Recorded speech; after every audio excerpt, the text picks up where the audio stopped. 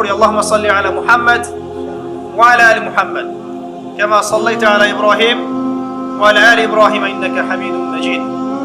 আল্লাহুম্মা বারিক আলা মুহাম্মাদ ওয়া আলা আলি মুহাম্মাদ কামা বারাকতা আলা ইব্রাহিম ওয়া আলা আলি ইব্রাহিম ইন্নাকা হামিদুম মাজিদ। দেখুন এভাবে আল্লাহ পাক মহাবিশ্ব সৃষ্টি করেছেন।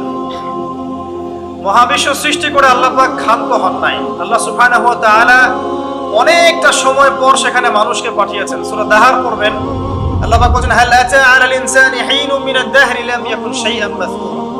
আল্লাহ পাক বলেন মানুষের উপর এমন একটা সময় চলে গেছে যে মানুষ তখন কোনো আলোচ্য বিষয় ছিল না। এখন আমাদের পৃথিবীতে চলাফেরা দেখলে মনে হয় না আমরাই সবকিছু। মহাবিশ্বে এমন একটা সময় চলে গেছে তখন মানুষের কোনো অস্তিত্বই ছিল না। হয়তো পৃথিবীতে অন্য কোনো মাখলুক থাকতো, হয়তো বা, আল্লাহু আ'লাম। পৃথিবীর বয়স অনেক প্রাচীন আমাদের বয়সের চাইতে।